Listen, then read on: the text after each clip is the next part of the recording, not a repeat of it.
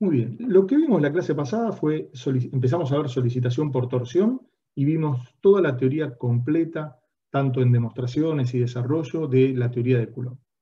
Recuerden que cuando teníamos una solicitación por torsión es cuando yo tengo un cuerpo solicitado por un conjunto de acciones o de fuerzas exteriores y con un plano cualquiera provoco un corte en cualquier parte del mismo, me quedan determinadas las dos caras de una misma sección, reduzco las fuerzas de este lado, las reduzco al baricentro de esta sección o de esta cara, y las fuerzas que actúan en la parte 1 las reduzco al baricentro de la parte 2. Cuando la reduzco tengo obviamente la resultante de reducción y el momento resultante de reducción. Y el de esta parte con el de esta parte obviamente son iguales en módulo, tienen la misma dirección, pero obviamente sentidos contrarios. Si para decir que esta cara o esta está solicitada por torsión, la única componente que existe de estos dos vectores, ¿no? O de estos dos, tengan en cuenta que son dos vectores, cada una tiene 3 componentes, en total tengo 6 componentes, la única componente que está actuando es una componente del vector momento resultante de reducción que es perpendicular al plano de la sección y que por lo tanto el par de fuerzas que origina ese vector momento está contenida en el plano de la sección. Creo que hicimos acá estuvimos, no, porque lo vimos después en la presentación, todo esa forma de encontrar. Bueno, vimos entre otras cosas otros tipos de secciones que son justamente lo que vamos a empezar a ver ahora. Habíamos planteado las ecuaciones de equivalencia, justamente para ver que en una sección circular, ya sea hueca o maciza, en donde aplicaba la teoría de Coulomb, las secciones se mantenían planas y no se alabeaban, conservaban su forma, giraban alrededor del eje de la sección, y las generatrices, que originalmente eran rectas, se transformaban en hélices de paso muy grandes. Básicamente eran esas las 3 hipótesis fundamentales. Después, otra de las cosas que vimos es que si yo tenía una barra solicitada a torsión, bueno, para empezar a deducir todas las expresiones, llegamos a la conclusión de que, si ustedes recuerdan, como consecuencia de que el corte en I, que era la integral extendida a toda el área de la sección de tau xi por diferencial de área, esto era igual a 0. Pero para que esto se anule, las tensiones tangenciales no podían ser 0, porque ya habíamos demostrado que las tensiones normales eran 0. Entonces, si estas son 0, nunca voy a tener tensiones, y eso no es posible. Entonces, para que esto se anule, la distribución de esta tenía que ser antisimétrica. Y tenía que ser algo de esta manera, y que habíamos visto que tenía que pasar por 0, porque era el punto que no tenía un punto simétrico. Justamente por ser de simetría axial, este es el único punto que no tiene uno que le corresponde. Bueno, partiendo de eso, hicimos esta demostración, que fuimos desarrollando, hasta encontrar que tanto las distorsiones como las tensiones tenían una ley de variación lineal. Es decir, que lo que antes nosotros habíamos visto como que las tensiones tenían que tener una distribución antisimétrica, la ley de variación de esa distribución, entonces ahora pasaba a ser justamente lineal. Y lo pudimos demostrar. Estas son las dos cosas importantes. Primero demostrábamos que la ley de variación de las distorsiones era lineal. Como consecuencia de la aplicación de la ley de Hooke, demostrábamos que las tensiones también tenían esa ley de variación lineal. Muy bien, o sea que la ley de variación en definitiva seguía esta función. Y que obviamente variaban en dirección a cuanto más nos alejábamos del centro de la circunferencia, siendo máxima obviamente cuando R era igual a R. Y finalmente demostramos que la relación entre el momento torsor y las tensiones tangenciales estaba dada a través de esta expresión, en la cual y su P era el momento de inercia polar de la sección, R el radio de la sección. Obviamente las tensiones eran función de X, las tensiones tangenciales máximas eran función de X, es decir, de la ubicación de la sección dentro de la barra. ¿No? ¿Por qué? Porque, bueno, el momento torsor y el momento de inercia polar variaban en función de X, o podían llegar a variar. Muy bien. La otra expresión que sí también nos interesaba mucho distinguir era esta a la cual arriba vamos. Entonces, en definitiva, ¿por qué? Porque esto si nos parábamos en cualquier lugar dentro de la sección.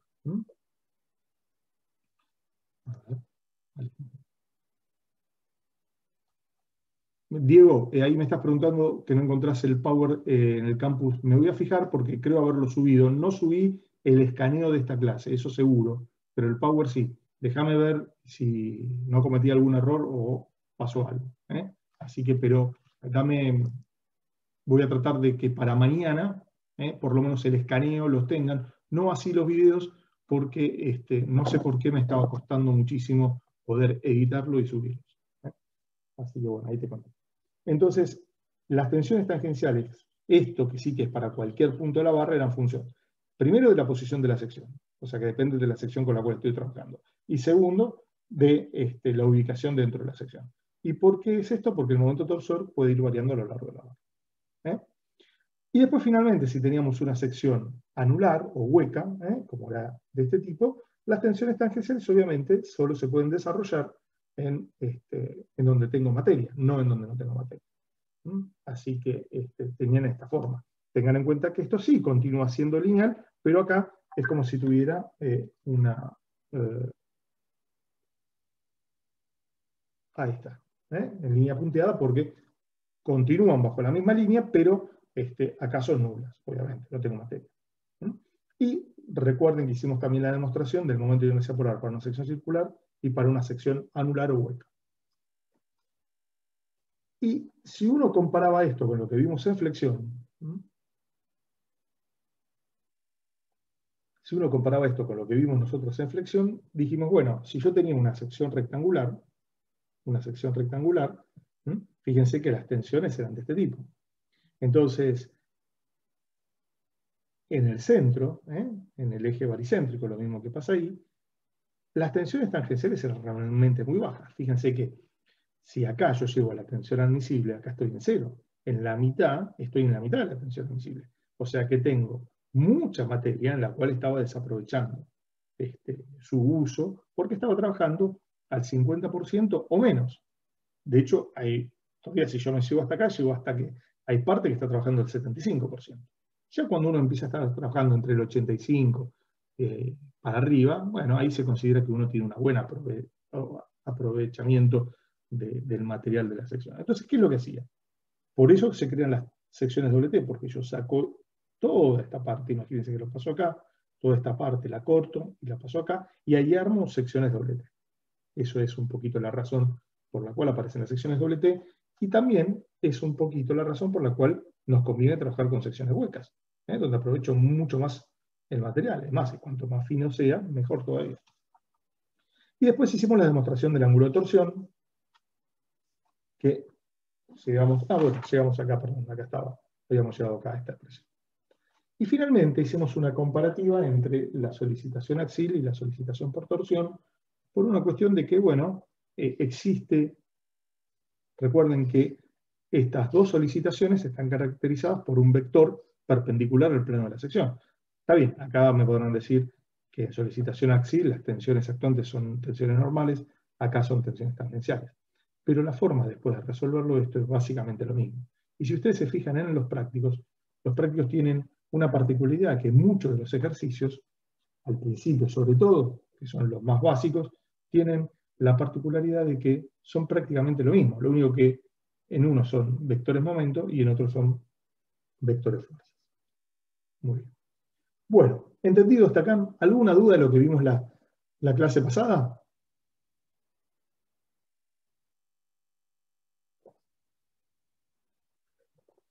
Chicos.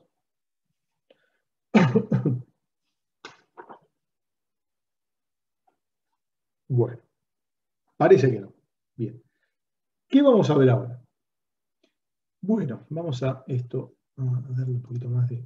Ahí está, perfecto. Vamos a ver ahora dos secciones. No vamos a hacer todas las demostraciones, sí vamos a explicar con cuidado bien el fenómeno y las suposiciones que las dos próximos tipos de secciones trabajan bajo las dos teorías. Eso sí lo vamos a ver con detalle, pero no vamos a hacer las demostraciones porque llegamos a la relación entre tensiones y momento torsor. Sí les voy a dar las expresiones y ustedes la tienen obviamente que saber, eso sí. Bueno, vamos a ver ahora lo que se denomina secciones tubulares simplemente conexas de pequeño espesor. ¿Mm? Secciones tubulares simplemente conexas de pequeño espesor. Esperen un segundito que quiero... Por como yo escribo, me conviene ponerlo un poquito más para eso. Ahí está. Muy bien. Perfecto. Ahí estamos. Bien. Bueno, entonces lo primero que vamos a hacer es ¿qué es una sección tubular simplemente conexa? Porque si hay simplemente conexa, puede haber múltiplemente conexas, que si bien yo se las mostré, no hay ningún problema, las vamos a volver a ver. Bueno, por ejemplo, una sección tubular simplemente conexa es algo como esto. Esto en su caso más genérico, ¿no? En donde fíjense que esto es un tubo que tiene una sección cualquiera, ¿no? En donde obviamente esto es el espesor, y en donde el espesor es mucho más chico, el espesor es mucho más chico que las dimensiones transversales de la sección. Es decir, que si esta sección tiene esto, que lo llamo B, y esto que lo llamo a la altura, por ejemplo, o las dos dimensiones características de esta sección,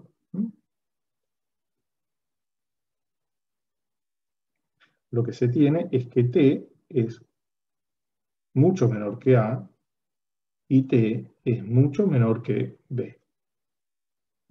Si esto se cumple, decimos que esto es una sección de pequeño espesor. Tubular, porque obviamente acá no tengo materia, y simplemente conexa, ahora vamos a ver cuál es la diferencia entre la simplemente conexa y la múltiplemente conexa. Dicho esto, una sección de este tipo será algo así.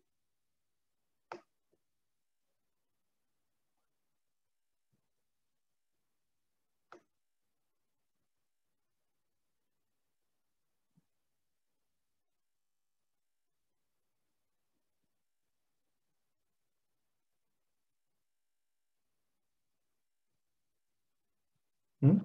Donde dibujo la sección y ahora dibujo, obviamente,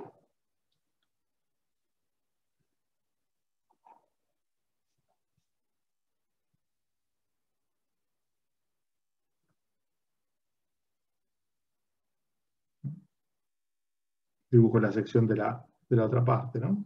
Del otro extremo, aproximadamente, que es esto de acá. Muy bien.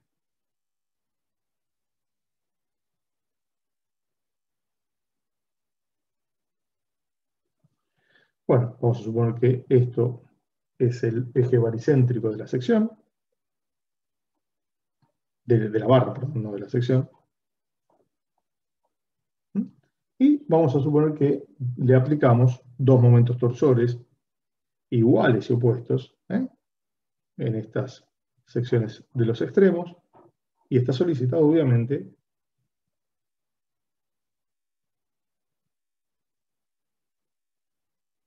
a esto. Esto es una barra de eje recto, de sección tubular y simplemente conexa y de pequeño espesor. Obviamente, estos es un poquito difícil de que se fabrique una pieza o un elemento estructural de este tipo, pero sí muchas veces pueden tener alguna sección un poquito con alguna forma no muy común o no muy usual. Lo común es obviamente trabajar con secciones eh, del tipo rectangular y tubular. Esto sí es común.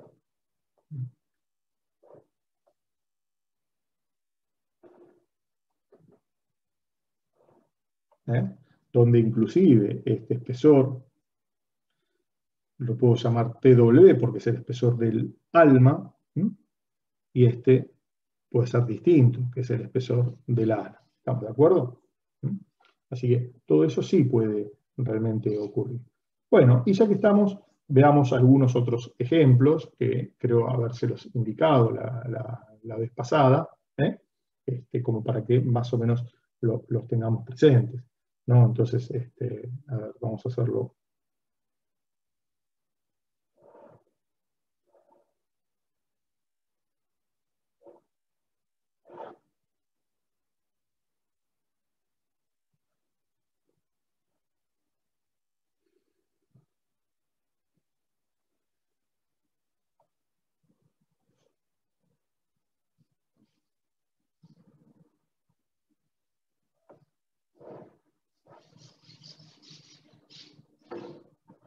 Creo que este se los hice, sí, porque recién lo acabo, me acuerdo que lo acabamos de ver, que es uno que es muy utilizado en la construcción de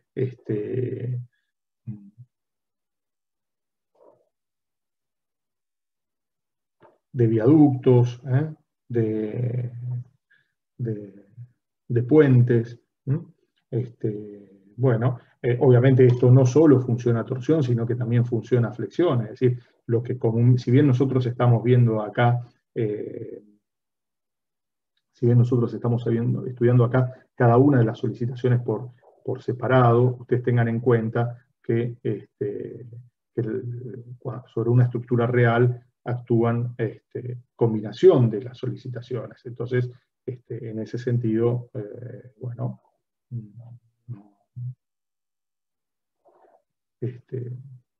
se aplican todo el conjunto de solicitaciones y obviamente también se aplican una combinación de tensiones que es lo que en definitiva termina actuando sobre las mismas. Eso tiene sus particularidades, nosotros lo vemos en algunos pocos casos, no en todos los casos. ¿eh?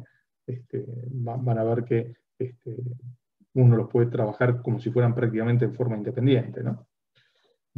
Bien. Bueno, esta es una sección tubular simplemente conexa y no quería dejar de mostrarles una múltiplemente conexa, que sería, por ejemplo, una de este tipo, ¿no?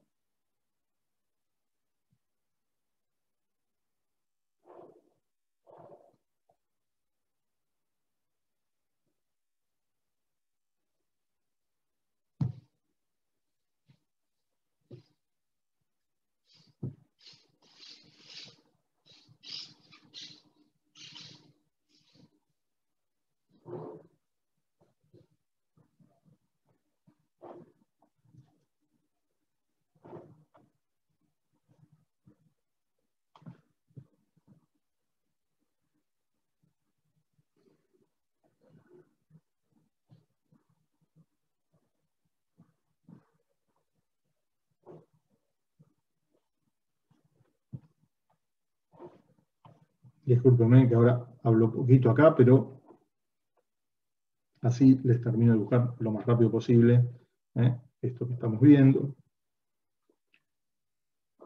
Ahí está. Bien. Muy bien. Ahí está. Esta es una sección tubular simplemente conexa. ¿Por qué múltiplemente conexa? Porque tengo más de un tubo dentro de toda la propia sección. Entonces eso lo llamas múltiplemente conexa. Bueno, muy bien. Vamos a ver ahora lo siguiente. Vamos a ver una sección tubular simplemente conexa y un poquito algunos elementos característicos de la misma. Algunos elementos característicos de la misma y a partir de ahí vamos a ver qué es lo que pasa. Bueno, muy bien. Entonces,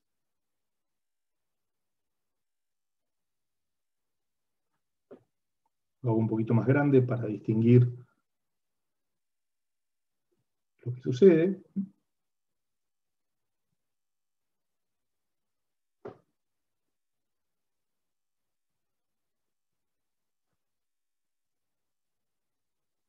Hasta acá lo que estoy haciendo es toda una descripción de esto, no me he metido con nada distinto, así que no se preocupen por eso.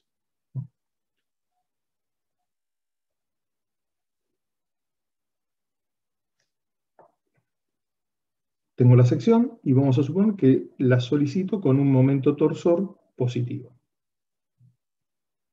Momento torsor positivo. Bueno, lo primero que uno tiene que tener en cuenta es que yo lo que voy a definir es una coordenada curvilínea. Por ejemplo, a partir de cualquier lugar establezco un 0 y digo, bueno, perfecto. Esta coordenada curvilínea la denomino S. Entonces esa es una coordenada curvilínea que va siguiendo el contorno de la sección, particularmente el contorno de la línea media. Entonces esto es una coordenada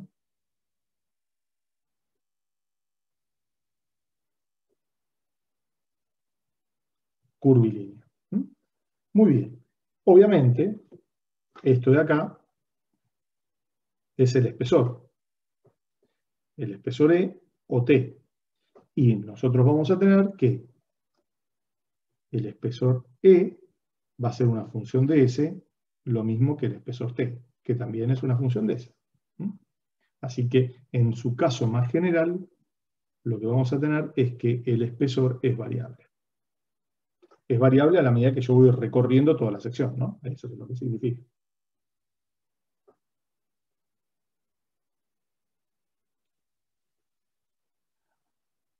Y justamente defino la coordenada de eso, ¿por qué? Porque estableciendo un 0, puedo decir, en tal lugar el espesor tiene un ancho o un valor tal. ¿Sí? Muy bien. Lo otro que voy a definir es lo que sería la línea media.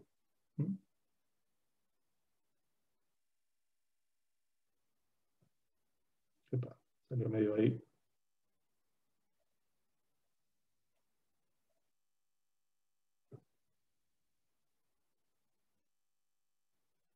Muy bien. Esto es, entonces,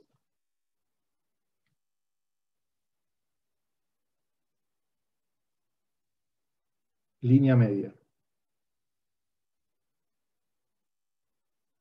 ¿Sí? La línea media, obviamente, del espesor, del ancho del espesor.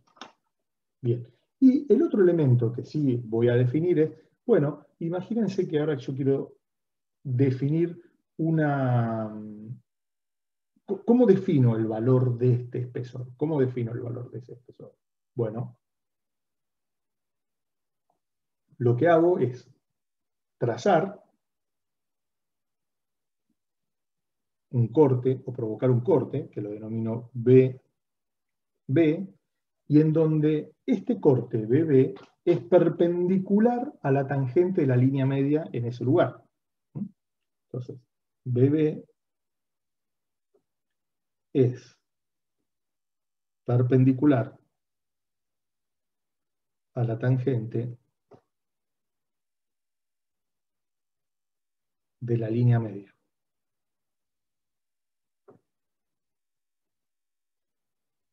¿Entendido? En el lugar del corte, obviamente. Así queda completito. En el lugar del corte. Entonces, estos son un poquito los elementos más importantes. ¿Y cómo se define el espesor? Justamente el espesor se define sobre ese ancho de corte B. Entonces ya pongámoslo. El espesor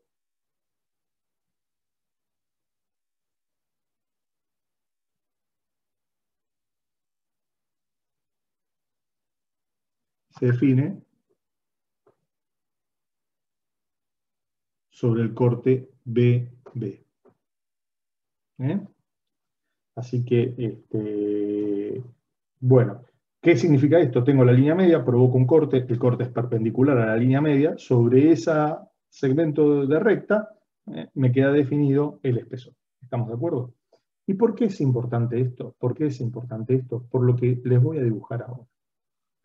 Vamos a suponer que ahora yo voy a agarrar de esto de acá, de esta zonita de acá, de influencia, voy a provocar un zoom y lo voy a dibujar acá, para que lo veamos bien. ¿Estamos de acuerdo? ¿Me vienen siguiendo, chicos? De esta zona de acá, provoco ahora que tengo acá, un poquito más hacia arriba, un poquito más hacia abajo, voy a producir un zoom. ¿Estamos de acuerdo? Entonces me voy a encontrar con algo como esto.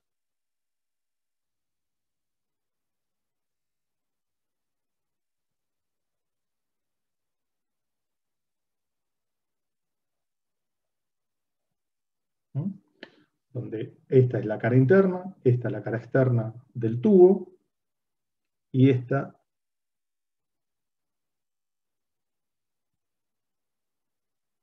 es la línea media. Y obviamente, perpendicular a eso, ponemos acá el corte que hayamos hecho.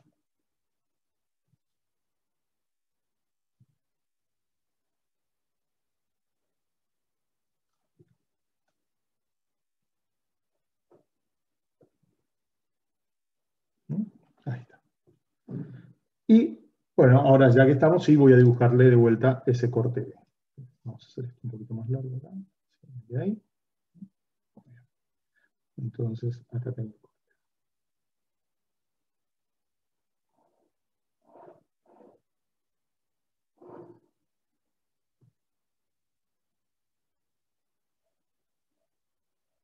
Esto es perpendicular ahí a la tangente. Entonces, fíjense que me quedan definidos por lo menos 3 puntos en función del borde interno, el borde externo y la línea media.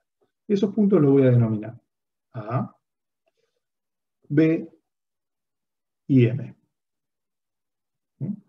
Entonces, les hago una pregunta. En función de todo lo que estuvimos viendo, si uno tuviera que ver cómo son las tensiones en estos puntos, en A, en M y en B, ¿cómo les parece que tendrían que ser? ¿Cómo les parece? A ver.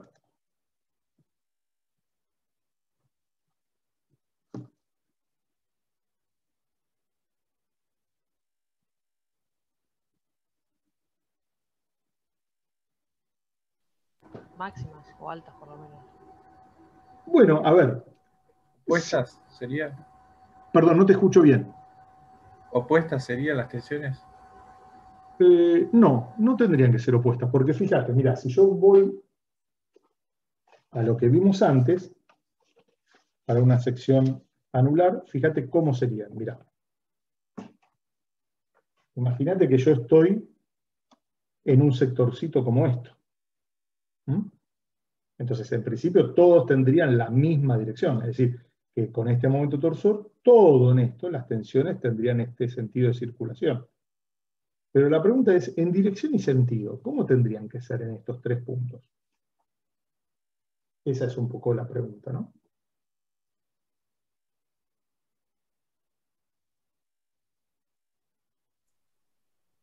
¿Misma dirección? La misma dirección, sí, perfecto, prácticamente la misma dirección. Pero, ¿cómo te parece? A ver, tomemos la línea interna. ¿Cómo tendrían que ser la dirección de las tensiones tangenciales acá? A mí lo que sí se me ocurre es, ¿pueden salir con una dirección cualquiera? Es decir, que tenga una componente en la dirección B y otra perpendicular a la dirección B, ¿o no? Esa es la pregunta. Para mí perpendicular al corte BB. Bien, ¿y por qué? Muy bien, está bien. ¿Y por qué te parece que tendría que ser así? A mí me parecía, porque me quedé con lo de la clase pasada de los dibujitos, digamos. Claro, está bien, está muy bien. Porque fíjate, en ambos puntos, las tensiones tangenciales tienen que ser tangentes en realidad a cada una de estas curvas, más que perpendicular a la línea B. En el único caso en el que van a ser perpendiculares a esa línea B va a ser en el punto M, porque justo ahí es perpendicular a la línea media. Imagínense que estos son líneas de flujo. Imagínense que por acá circula un fluido, agua. Entonces, estas son las líneas de circulación o de flujo. Entonces, la dirección de esas tensiones tangenciales tiene que ser tangente a cada una de esas líneas. ¿Y por qué tiene que ser tangente a cada una de esas líneas? Porque fíjense que si yo acá tengo una componente que no es tangente, voy a tener una componente que es perpendicular a la tangente. Y si es perpendicular a la tangente, en la cara interna o en la cara externa, voy a tener por Cauchy, una componente de la tensión tangencial. Y yo lo único que tengo aplicado en la barra son dos momentos en los extremos de la barra. No tengo aplicado fuerzas en la superficie lateral externa e interna de la barra. ¿Se entendió? ¿Eh? Sí, sí. Los demás, chicos, si yo lo voy dibujando mientras para... En el único caso en donde va a ser exactamente perpendicular a la línea B es acá, y los demás va a ser tangente. Con lo cual, fíjense que las direcciones no necesariamente tienen por qué coincidir.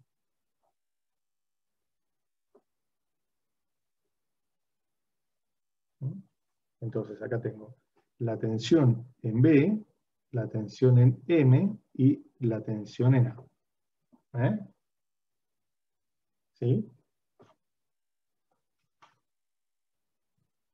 ¿Me explico? Fíjense que si yo tuviera, por ejemplo, si yo tomara un cubito elemental acá, ¿m? Y la tensión no fuera tangente a ese cubo, ¿qué es lo que pasaría? Yo tendría ese cubito, que sería algo así,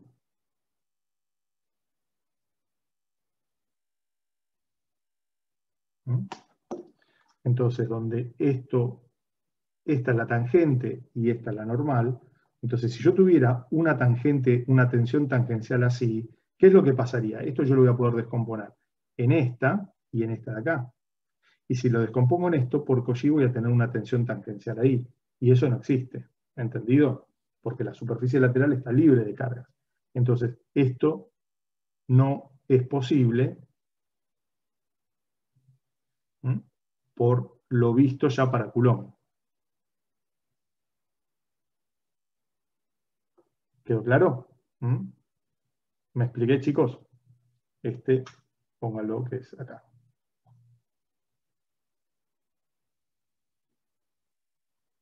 ¿Sí? Bueno, eso no es posible. Entonces, para resumir un poquito esto que vimos, para resumir lo que estuvimos recién viendo, ¿m?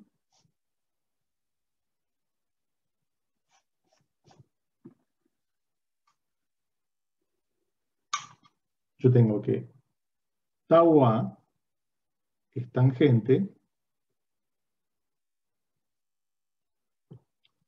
al borde interno en A. Tau B es tangente al borde externo, obviamente, en B. Y tau M es tangente a la línea media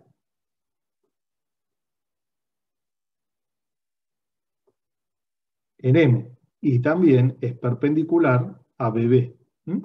¿Quedó claro?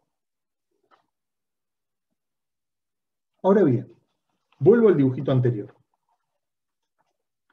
¿En dónde les parece que en cuanto a valor, en cuanto a módulo, fíjense, perdón, estas tienen aproximadamente el mismo sentido, que es el sentido de giro del momento, ¿m? Tienen el mismo sentido de giro, no tienen la dirección igual porque la tangente en estos tres puntos son distintos, y obviamente en todos los puntos interiores va a ser también distinto.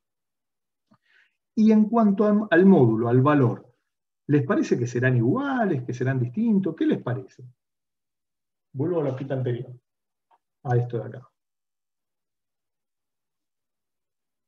¿Qué les parece? ¿En dónde será más grande, más chico?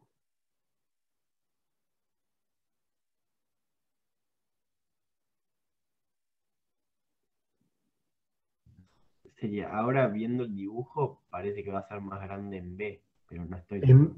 ¿En dónde? Perdón, no te escuché bien. En B, en el Así, exterior. claro, así es. Fíjense que a medida que yo me voy alejando de una especie de un centro geométrico de la sección, las tensiones tangenciales van a ir aumentando.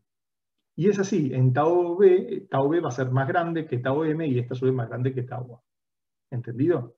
Y eso es lógico que sea así, por lo que nosotros estuvimos un poco viendo, que las tensiones varían en función del radio o de su alejamiento respecto del baricentro de la sección, y en base a eso las tensiones iban creciendo. Ahora bien, voy a hacer un dibujito más, ¿no? Que va a ser el siguiente. Vamos a ver este dibujito de acá. Vamos a ver. Vamos a suponer que esto, ¿no?, es el espesor ese con el cual yo estoy trabajando, en donde produje ese corte, ¿no? Donde produje ese corte. Esto es T igual a E. Y voy a llevar los valores de tau A, de tau B y de tau M. Vamos a suponernos que acá, ¿no?, tengo, obviamente, tau M. Entonces, muy bien. Dicho esto, vamos a llevarlo.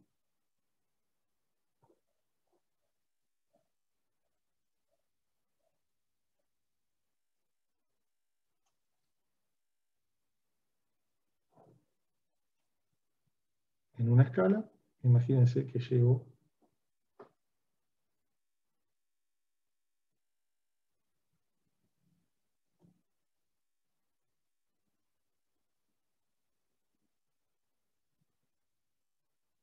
donde vuelvo a insistir, estos puntos es A, B y M. Alguien me podrá decir, Luis, ¿por qué lo hiciste lineal? Si todavía me demostraste que esa relación era lineal. Es verdad, no lo demostré y tampoco lo sé todavía. Pero yo me baso en los siguientes postulados. E es de un valor muy chiquitito. Fíjense que E puede valer 1,2 milímetros, 2, 3, 4, 5 milímetros como mucho. Con lo cual, yo espero básicamente dos cosas. Que la variación de la tensión entre acá y acá, primero que no sea muy grande. Primero que no sea muy grande. Y segundo, demostrar cómo es esa ley de variación es bastante complejo y escapa a los alcances del curso. Pero, a ver, si esa ley de variación no es muy grande, yo que la tome lineal no me va a introducir un mayor error.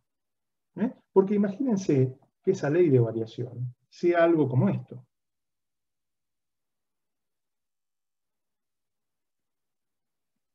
Es decir, no va a haber una gran... Primero que esto no podría ser, ¿no? Porque acá estoy disminuyendo la tensión y dijimos que estos puntos de acá tienen menos tensión que esta, y así a medida que van ahí van aumentando. Entonces, una posible, esta sí, como la dibujé, no puede ser. Una posible es que, bueno, pase algo así, que pasa así, pasa así, pasa así y tenga una curva. Pero esa curva no va a tener una gran pendiente. ¿Por qué? Porque este espesor en valor es muy chiquito. Y de hecho, se asume que como la variación, el gradiente entre esta tensión y entre esta no es muy chica, se adopta un valor medio. Y esto es lo que hizo Brett para poder llegar a demostrar lo que yo no voy a demostrar, pero sí les voy a decir cómo queda.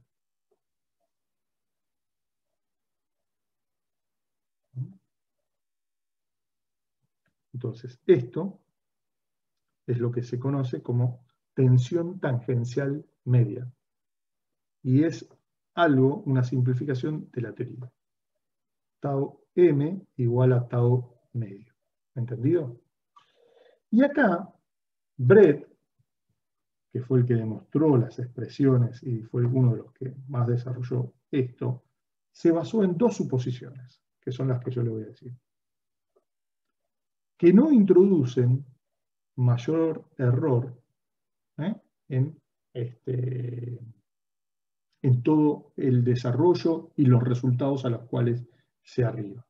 Cuando uno dice que no introduce mayor error, quiere decir que las suposiciones que adoptó o se adoptaron para desarrollar esa teoría y los resultados reales o los más precisos posibles, esa diferencia es muy chiquitita. Entonces, basado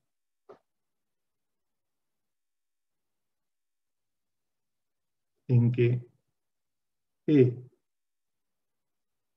es muy pequeño, obviamente esto siempre es comparado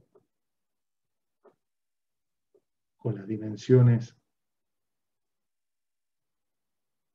de la sección. Brett se basó en las siguientes dos hipótesis, o dos suposiciones. Primero, se adopta como valor de la tensión en el corte BB de la línea media.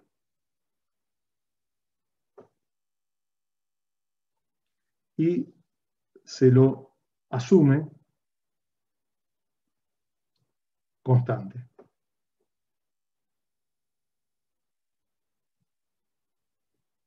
Y la otra suposición, dijo, bueno, a ver, si yo adopto que esto es constante, a ver, con las direcciones, ¿tengo que entrar con mucho lío entre una y otra? Y no, agarró y dijo, bueno, también adopto que la dirección de las tensiones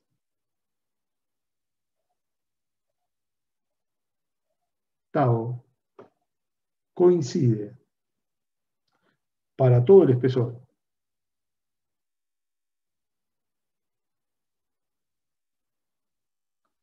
con la de la tangente a la línea media.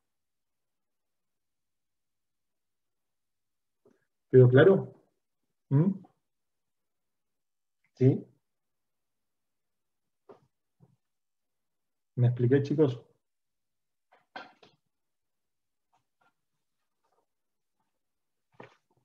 Perdón, estoy haciendo lío con esto. Acá. ¿Eh? ¿Me expliqué?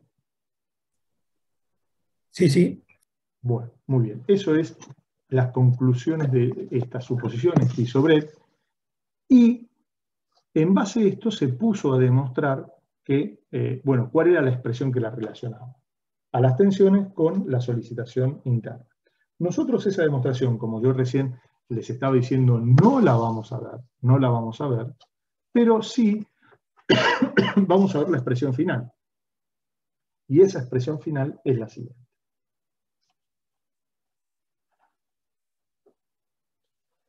La relación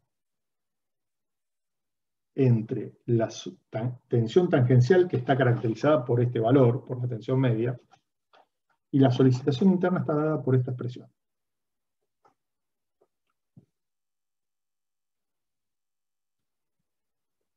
Esa tensión media depende obviamente de la sección con la que estemos trabajando, porque tengan en cuenta que las solicitaciones pueden variar sección a sección, y en ese, del punto con el cual también estoy trabajando, va a ser igual a el momento torsor, que es una función de x, dividido 2 veces omega por el espesor, que también puede ser variable. Y ahora vamos a ver qué es omega. Omega es el área encerrada por la línea media.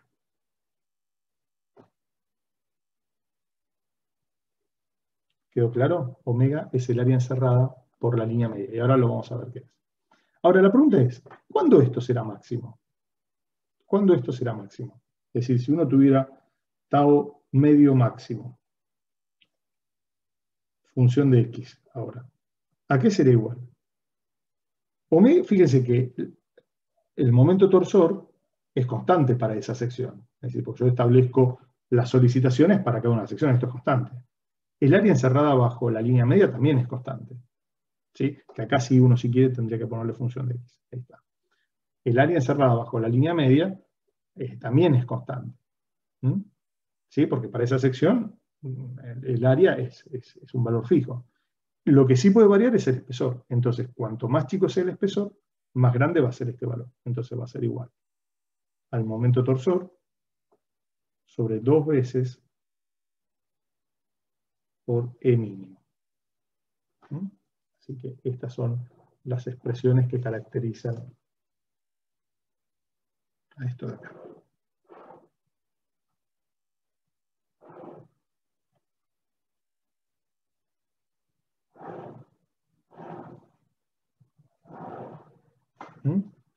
¿Sí? ¿Quedó claro? Tengan en cuenta que en todo este desarrollo, esto sí le voy a decir, ha habido una demostración que yo no les dije, pero ustedes tengan en cuenta lo siguiente. Vuelvo a dibujar la sección transversal.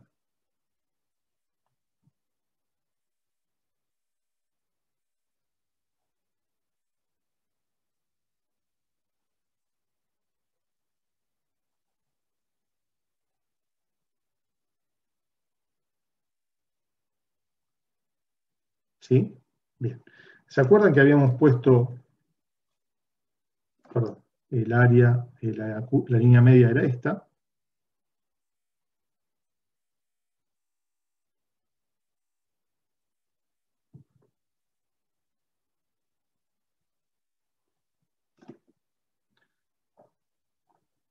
Acá habíamos puesto aproximadamente donde empezaba la coordenada S, y donde teníamos que T era función de S o el espesor era función de S.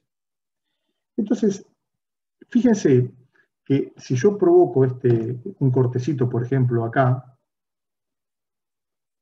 1, 1, o provoco este cortecito 2, 2, o provoco este cortecito 3, 3, o provoco un corte cualquiera, por ejemplo, acá, N, N, perdón, vamos a ponerle I mejor, y cualquiera, ¿sí? Fíjense, yo voy a tener un espesor E1, voy a tener un espesor E2, voy a tener un espesor E3, voy a tener un espesor E sub I, cualquiera. Entonces fíjense que estas tensiones van a variar. ¿Por qué? Porque si bien esto es constante, esto varía. Entonces yo voy a tener asociado a esto una tensión tau 1, asociado a esto una tensión tau 2, asociado a esto una tensión tau 3, asociado a esto una tensión tau I. ¿Estamos de acuerdo hasta acá? ¿Sí? Chicos. Sí, se entiende. Bien. Entonces, la pregunta es, fíjense que entre estos valores se mantiene la siguiente condición. Lo voy a demostrar de manera intuitiva, no de manera formal, porque nos va a llevar un tiempito, pero imagínense que por acá va circulando un líquido. ¿Sí? Cuando la parte de la sección se angosta, es decir, el espesor es más chico, como tiene que circular el mismo fluido por unidad de tiempo, en los lugares donde se angosta, la velocidad aumenta. Y imagínense que la velocidad está representada por la tensión tangencial. Entonces, si el espesor disminuye, la tensión tangencial aumenta. Si el ancho de ese conducto disminuye, la velocidad aumenta. Si, por el contrario, el espesor o el ancho de ese conducto aumentaran, la velocidad va a disminuir porque pasa la misma cantidad de fluido por unidad de tiempo siempre en forma constante acá, porque yo no estoy ni agregando ni quitando este fluido en esto. Entonces, una condición que sí se verifica acá es que tau 1 por SU1 es igual a tau 2 por SU2 igual a tau I por SUI igual a tau N por SUN. Es decir, que el producto de la tensión tangencial por el espesor en el cual está actuando es constante a lo largo de todo el recorrido. ¿Quedó claro? Sí, sí. Esto que se verifica para nosotros, no sé si ya están cursando mecánica de fluidos, bueno, o lo van a cursar en poquito. No me acuerdo si en física 1 nosotros lo veíamos, ahora ya hace unos años que la cursé, así que no me acuerdo, pero es como que el caudal en un conducto cerrado se mantiene siempre constante, es decir, el volumen por unidad de tiempo es siempre constante, por lo cual eso hace que si el diámetro, por ejemplo, de la cañería disminuye, la velocidad aumenta, y si el diámetro de la cañería aumenta, la velocidad disminuye, ¿no? Entonces, esto está demostrado a través de acá. Recuerden que tau representa la velocidad, E representa el diámetro de ese conducto o el ancho de ese conducto. Esta es una analogía que comúnmente se denomina hidrodinámica. ¿Quedó claro? Muchas de las problemas de torsión, muchos en realidad de los problemas ingenieriles, se pueden resolver por analogías con otros fenómenos físicos, ¿no? Bueno, entonces, hagamos lo siguiente, que quiero ver cómo calculamos para una sección rápidamente omega, ¿no? Ahí está.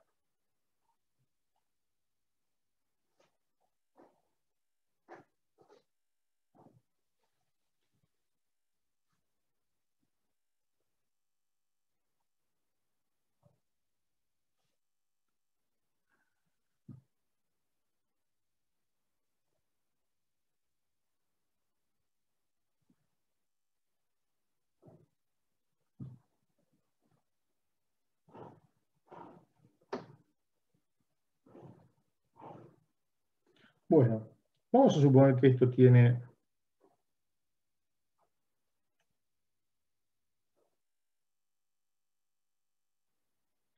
200 milímetros, y vamos a suponer que esto tiene 500 milímetros de altura.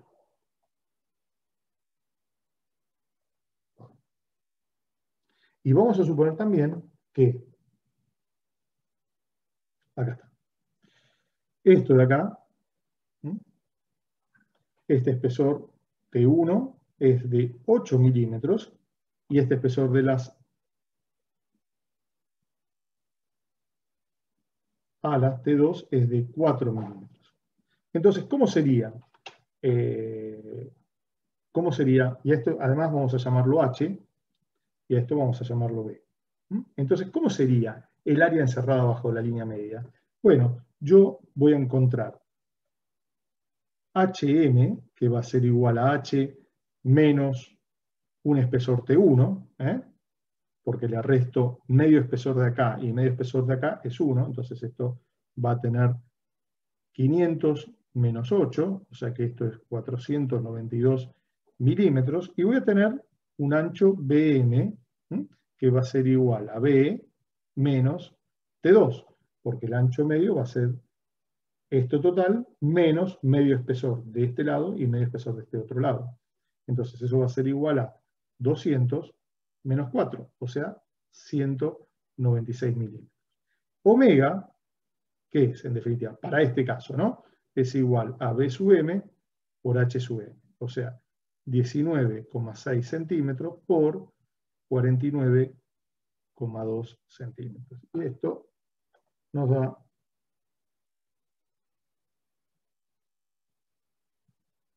64,32 centímetros al cuadrado. ¿Sí? Es simplemente para que vean cómo se determina el área encerrada bajo la línea media.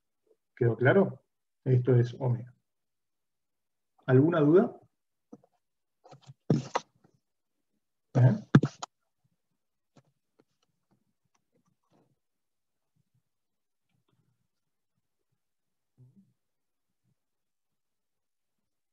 Así que estas expresiones tengan en cuenta, y esto para calcular cómo es el área encerrada bajo la línea media.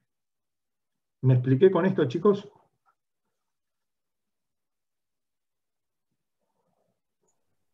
Sí, perfecto. Bien.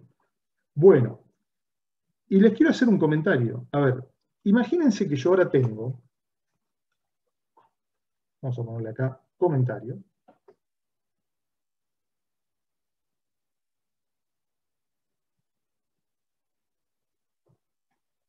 Tengo una sección circular hueca de pequeño espesor.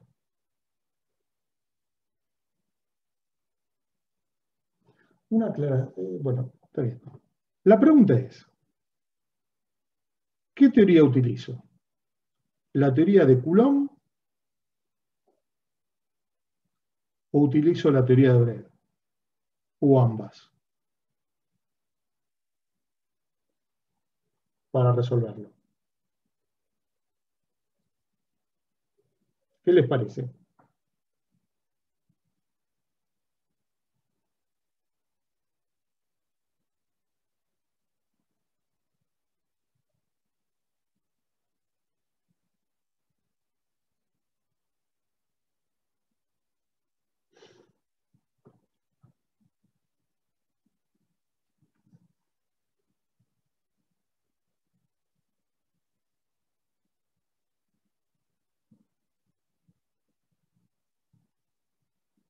¿Mm?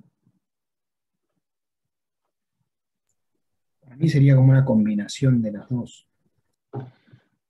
Bueno, está bien, pero yo no puedo utilizar una combinación de los dos para resolverlo. ¿Utilizo una o utilizo la otra? Entonces la pregunta es, ¿cuál utilizo? ¿Coulomb, Brett o puedo utilizar ambas? Es decir, da lo mismo utilizar una u otra.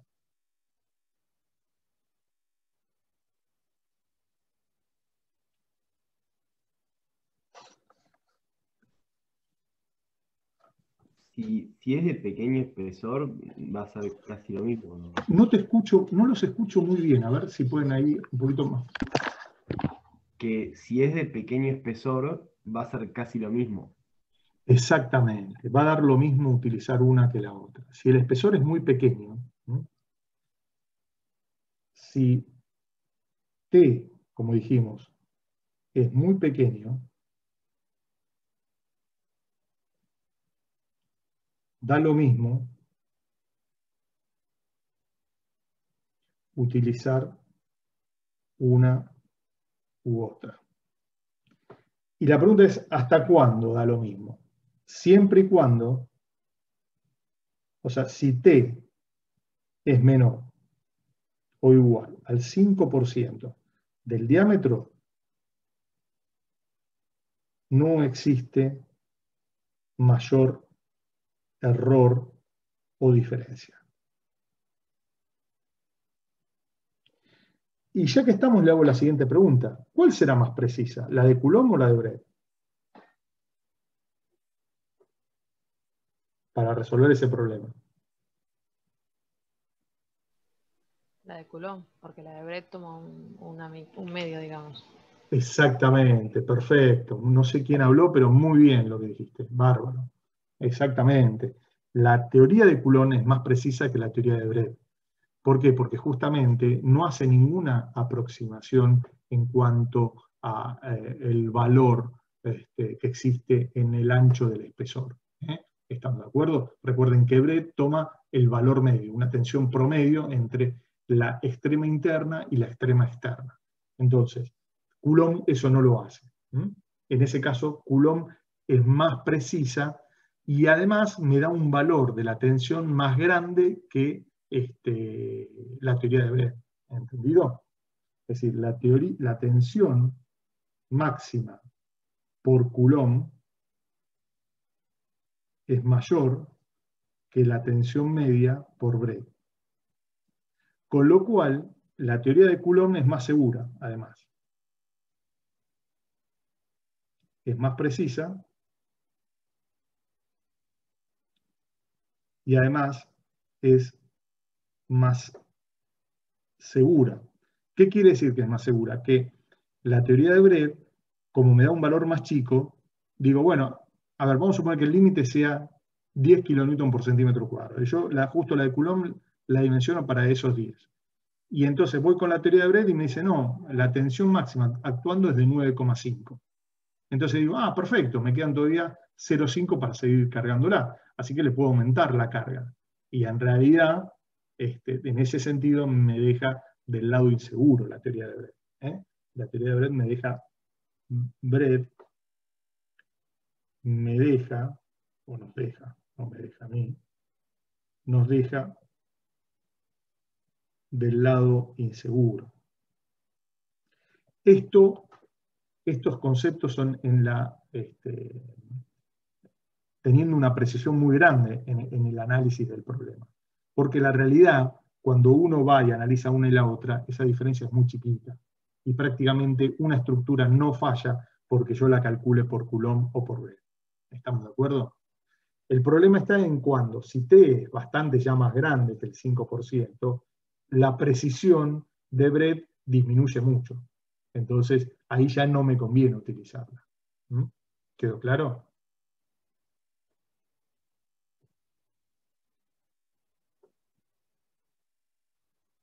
Si T crece, Brett no conviene utilizarla. ¿Quedó claro, chicos? ¿Sí? ¿Me expliqué?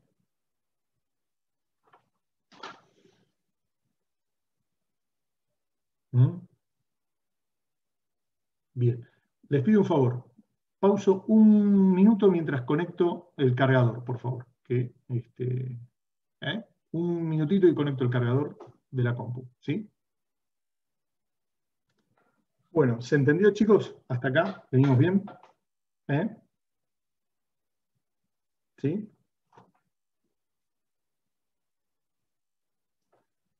¿Alguna duda?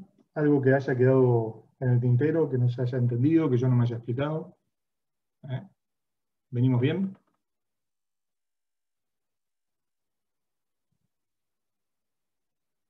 ¿Sí? Hola. Sí, Sí, vamos. sí. Bueno, vamos a ver el último tema de esta sección y ya pasamos a la última sección, que es el ángulo de torsión.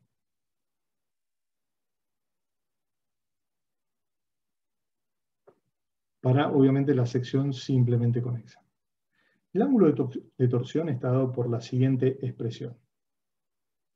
Es igual al momento torsor, que es una función de x, dividido 4 veces omega al cuadrado, que es el área encerrada bajo la curva media, dividido g, por la integral,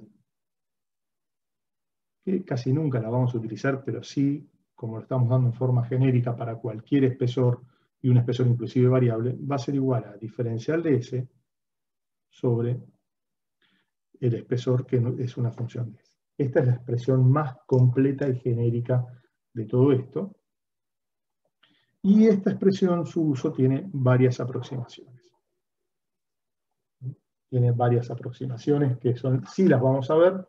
No vemos la demostración de esto porque se hace por una cuestión energética, es bastante largo el tema, así que no tiene mayor sentido verlo.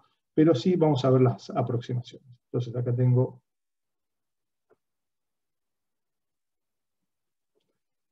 las distintas aproximaciones. La primera es reemplazar esta integral por una sumatoria de valores, de longitudes recorriendo la sección transversal y el espesor siempre y cuando se mantenga constante en todas esas longitudes. Esta es como por ejemplo podría ser el tubo que recién acabamos de ver. Es decir, escribo la expresión y ahora lo vemos.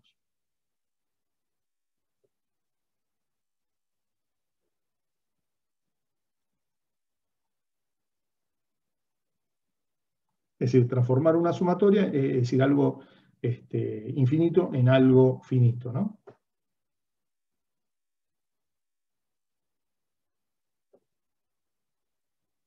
Entonces, imagínense que para esta sección, bueno, esta no era, acá, yo tomo la longitud media acá, por el espesor más la longitud media acá por el espesor más esta longitud por el espesor de ahí, más esta longitud por el espesor de ahí. Que en realidad, como el de arriba y el de abajo, el de las alas es igual y el de las salmas también, me queda 2 veces cada uno de esos. Entonces, esta sumatoria, en definitiva, me quedó de 4 términos, de las cuales 2 son iguales 2 a 2. ¿Quedó claro? ¿Me expliqué?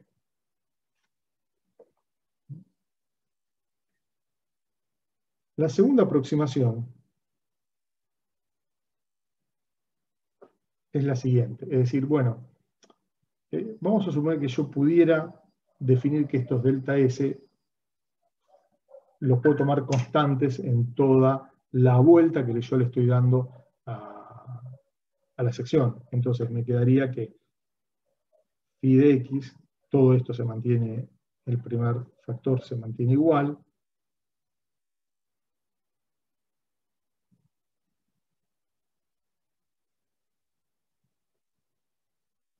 Por la sumatoria desde igual 1 hasta n de 1 sobre el espesor medio i. ¿Estamos de acuerdo?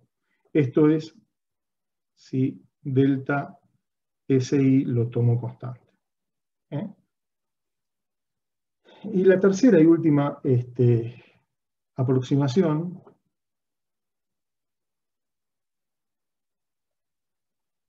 es que el espesor sea constante en todo el recorrido. Entonces, esto es mucho más simple porque, en definitiva, lo que estoy haciendo es todo el recorrido dividido el espesor. Entonces, acá me queda phi de x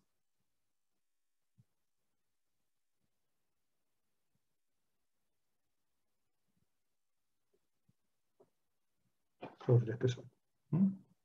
¿Quedó claro? Perdón, acá más que delta es S directamente, ¿no? Donde S es la longitud de la línea media.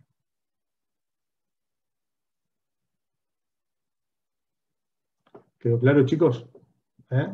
¿Me expliqué? ¿Hasta acá?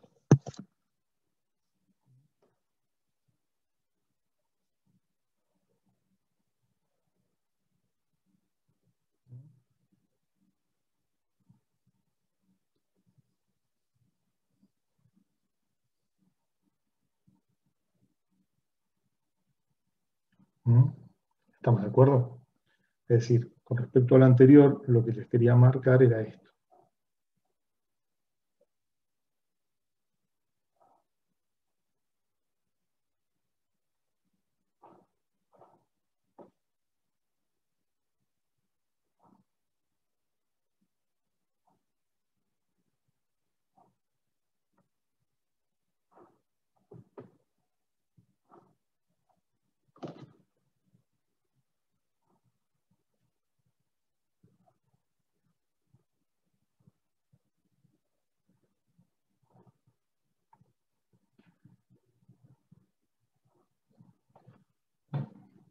Entonces, si yo acá tengo, por ejemplo, E1, acá tengo E2, donde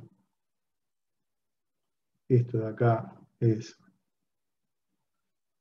delta S2 y esto de acá es delta S1.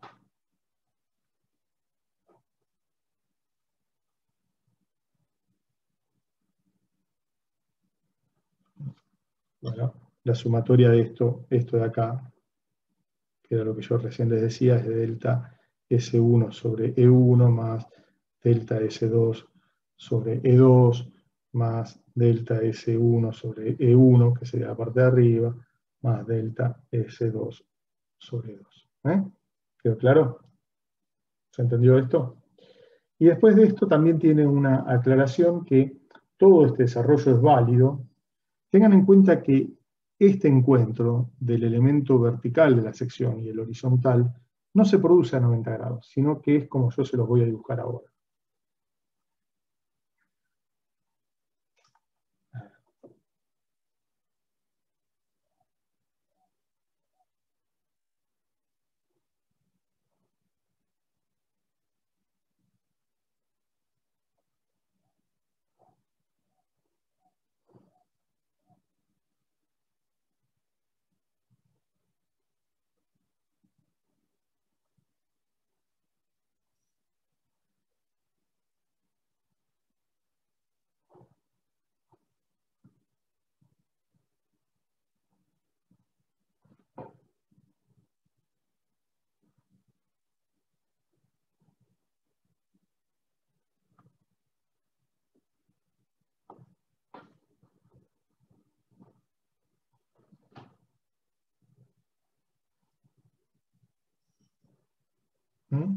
Entonces, esto es el espesor, ¿sí? Pero esto de acá, ¿dónde está? Acá. Este de acá es lo que se conoce como radio medio de doblado. ¿Mm?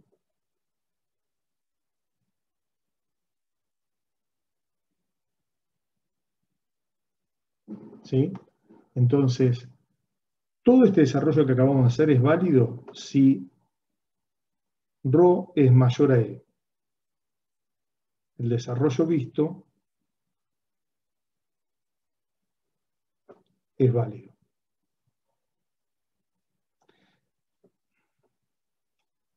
Si ρ es aproximadamente igual a E, no es válido. ¿Quedó claro? ¿Mm? No es válido.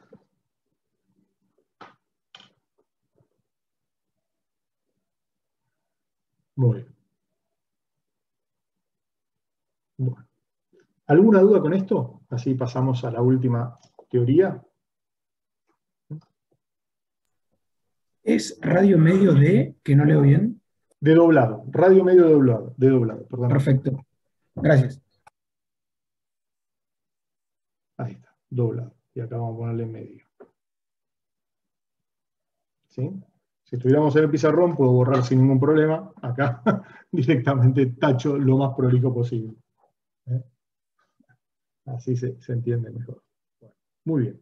Con esto terminamos la teoría de Brett y vamos a ver la última teoría, porque fíjense que hasta ahora hemos visto casi dos tipos de secciones. Una sección circular, ya sea hueca o maciza, y una sección tubular, que puede tener cualquier forma, ¿no? Uno la hace para una forma totalmente genérica de todo el desarrollo, pero la verdad es que, en definitiva, eso, después la aplicación no va para todos lados. Entonces, vamos a ver ahora la teoría de Zamberam. Yo se la voy a explicar y les voy a mandar un par de hojitas para no escribir tanto, porque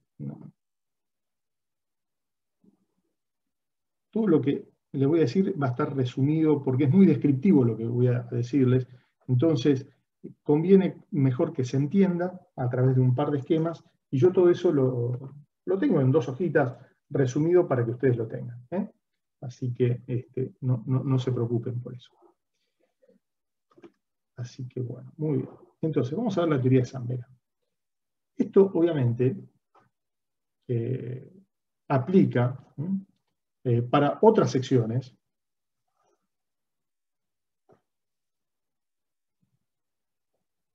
que no tienen nada que ver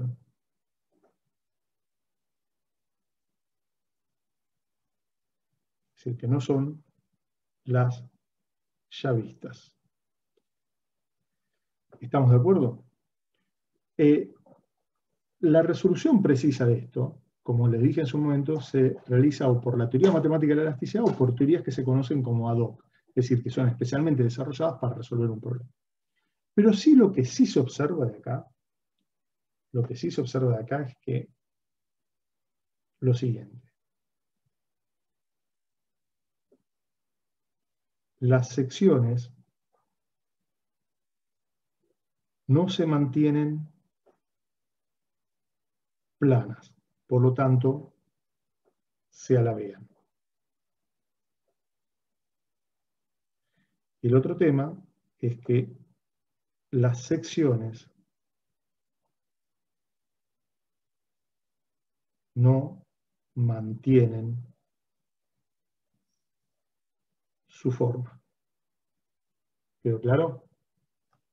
Estas dos observaciones son las que realmente se dan. ¿Quedó claro? Entonces, ¿cómo vamos a analizar este problema o este tema? Lo vamos a analizar a través de una sección que es la sección rectangular,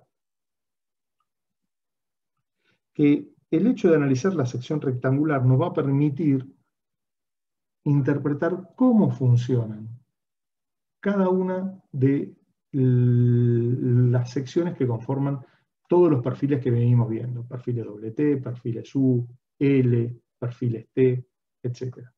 ¿Quedó claro? Esto es porque vamos a ver ahora la sección rectangular y vamos a ver sus formas. Y ya que estamos, vamos a observar, qué es lo que, a través de un dibujito, que ya les comparto, estos no son ninguno de estos dos, tampoco es esto, ya les comparto el dibujo que quiero mostrarles.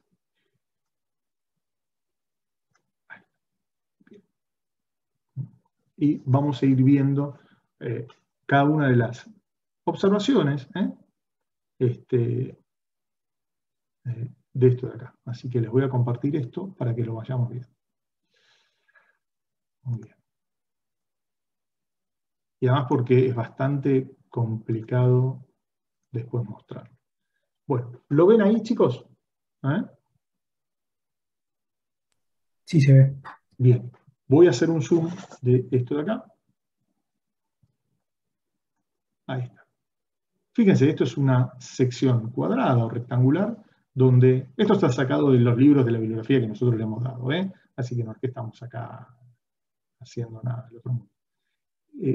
Como siempre, previo a aplicarle dos momentos torsores, se le arma una cuadrícula en toda la superficie lateral.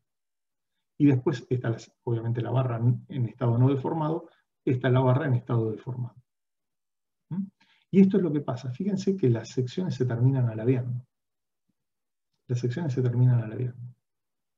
Entonces, si las secciones se terminan alabeando, uno lo que tiene que acá ver es estudiar los giros relativos y las distorsiones.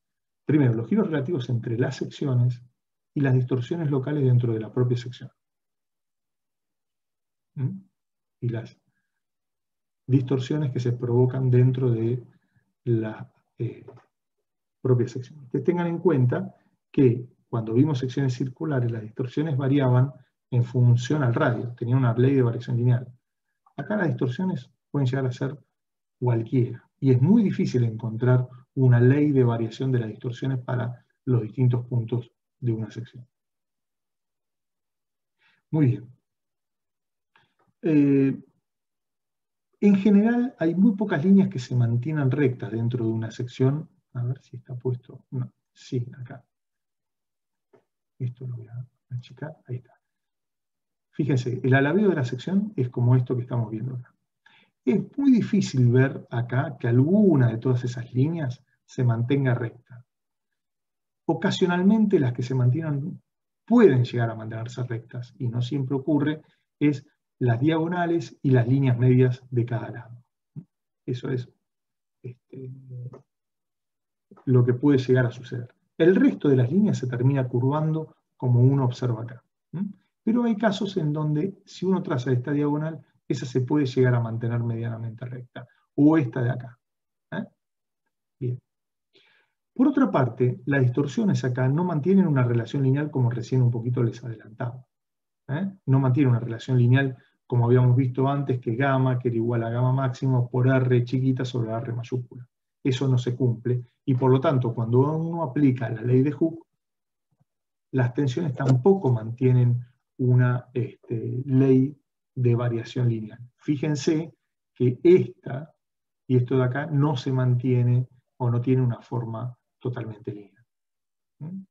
¿Sí? Estas son distintas particularidades que uno va observando en estas secciones.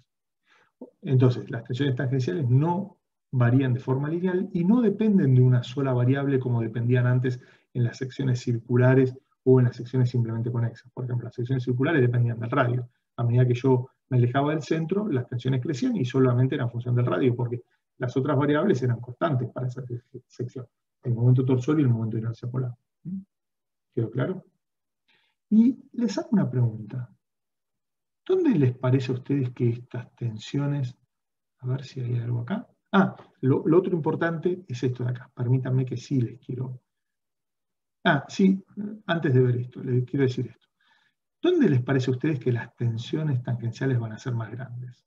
En las secciones circulares, ¿dónde ocurría que las tensiones tangenciales eran más grandes?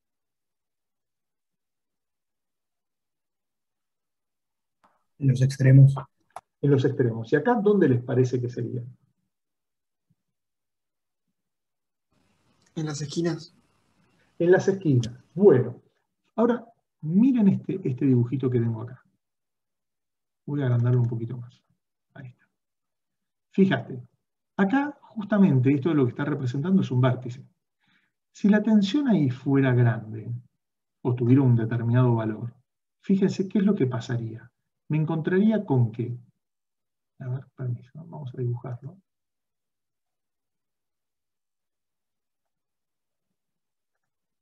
Acá yo tendría un valor que sería de esta manera.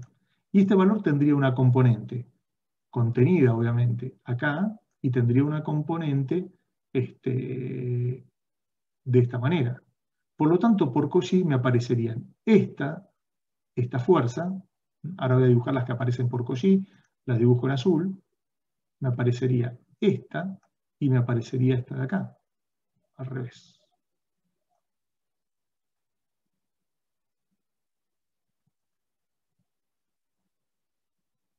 ¿Mm? ¿Y realmente estas dos azules existen?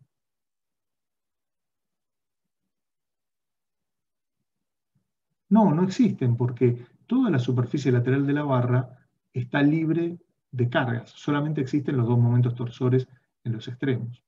¿Mm?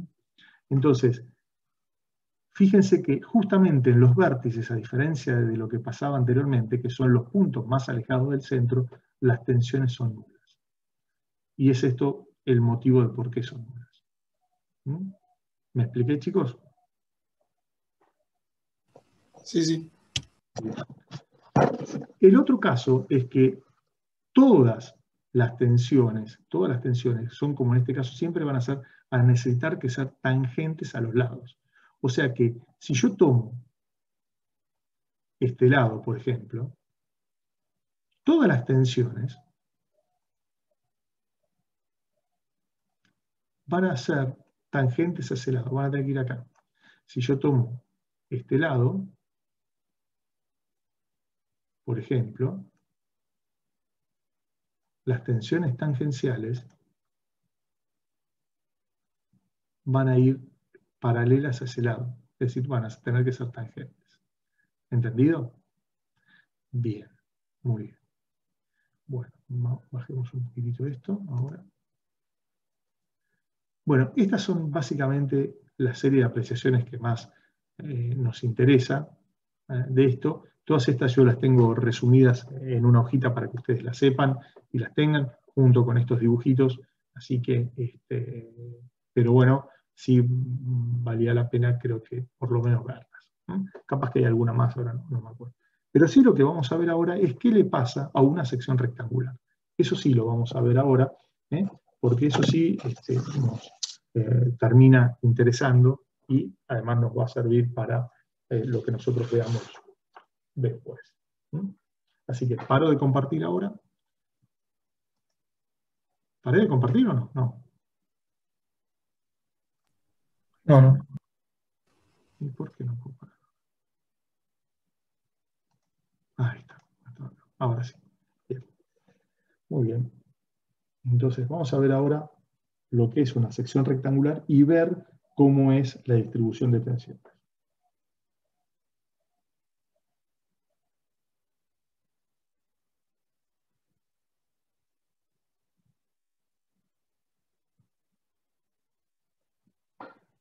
Bueno, muy bien. Entonces, hagamos esto.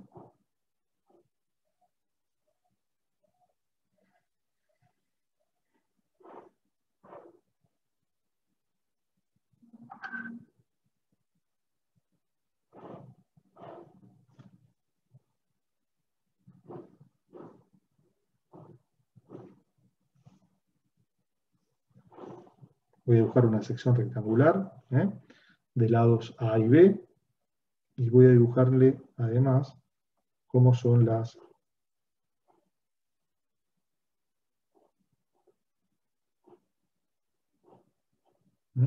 secciones transversales. Perdón, la distribución de las tensiones dentro de la sección.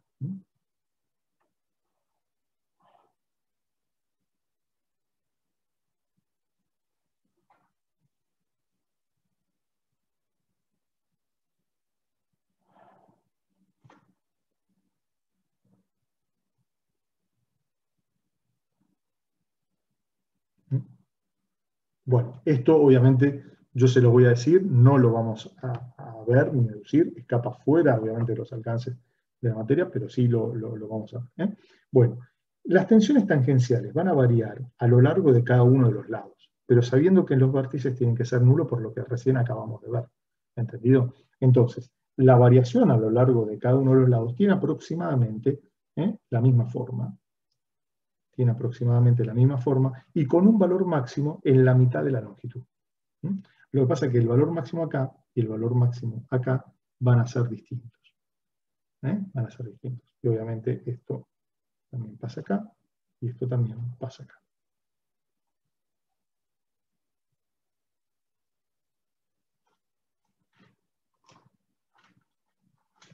Muy bien.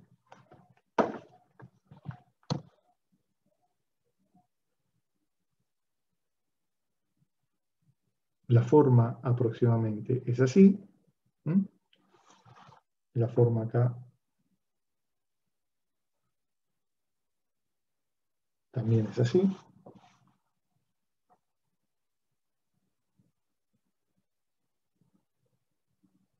Y la forma ahí es ahí.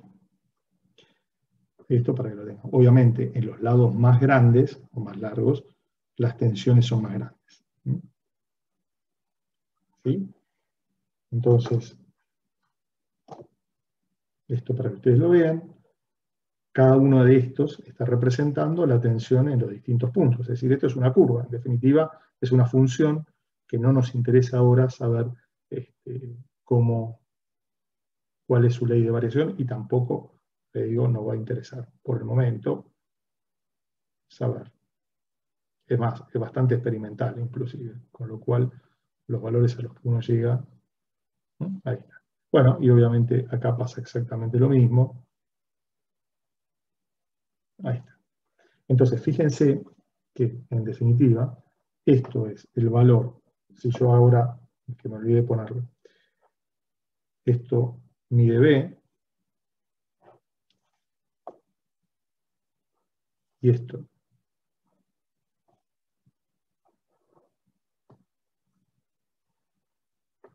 mide A, esto es B, y esto mide A, esto es tau A, que a su vez es tau máximo. Y esto es tau B. No es el tau mínimo, pero es el valor.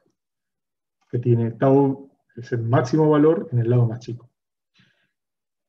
Así que con esto nosotros ya conocemos cómo son las tensiones en el perímetro. Y esto, obviamente, es algo así.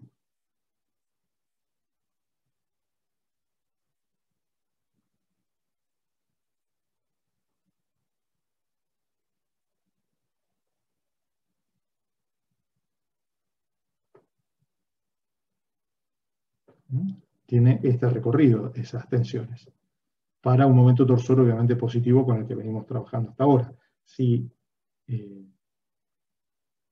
el momento fuera negativo, obviamente esto variaría, ¿no? Pero si el momento torsor es así, este sería su momento torsor. ¿Quedó claro? Ahora, la pregunta es, bueno, entre este punto que tiene este valor y entre este punto que tiene este otro valor, ¿cómo varían las tensiones? Bueno, las tensiones varían en función de los estudios realizados, como les voy a indicar ahora yo. Fíjense que esto, lo voy a hacer en rojo, lo voy a hacer en rojo, si no es mucha diferencia, pero aproximadamente esto varía de esta manera. Donde obviamente esto, es un radio de círculo, esto, y después las tensiones acá son así.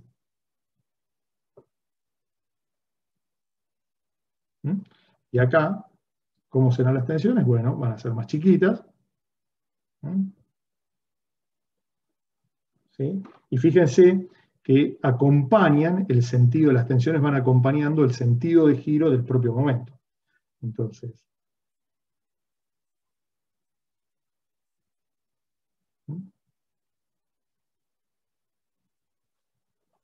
¿estamos de acuerdo? ¿Quedó claro? Bueno, entonces la pregunta es, ¿cuánto valen estas tensiones, tau A y tau B? Bien, los estudios han demostrado y han comprobado que las tensiones tangenciales, tau A, que es igual a tau máximo, es igual al momento torsor en función de x dividido alfa por A por B al cuadrado. Y en donde, ¿qué es alfa? Alfa es un coeficiente que depende de la relación entre los lados del rectángulo.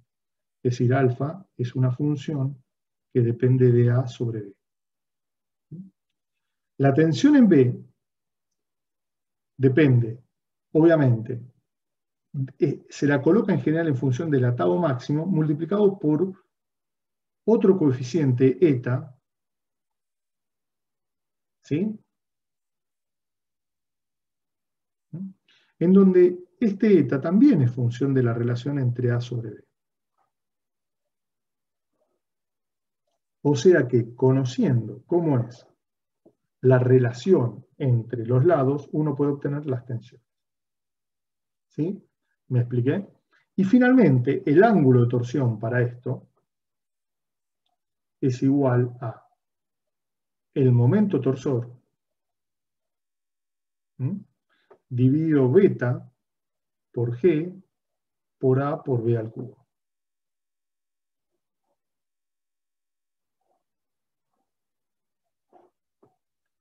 Donde beta también es función de A sobre B. Ahora, fíjense que tanto alfa, eta como beta son función de la relación entre A sobre B. Entonces, ¿qué es lo que hay? Seguramente hay una tabla que muestra esto. Y eso es lo que le quiero mostrar ahora. ¿Me expliqué hasta acá, chicos?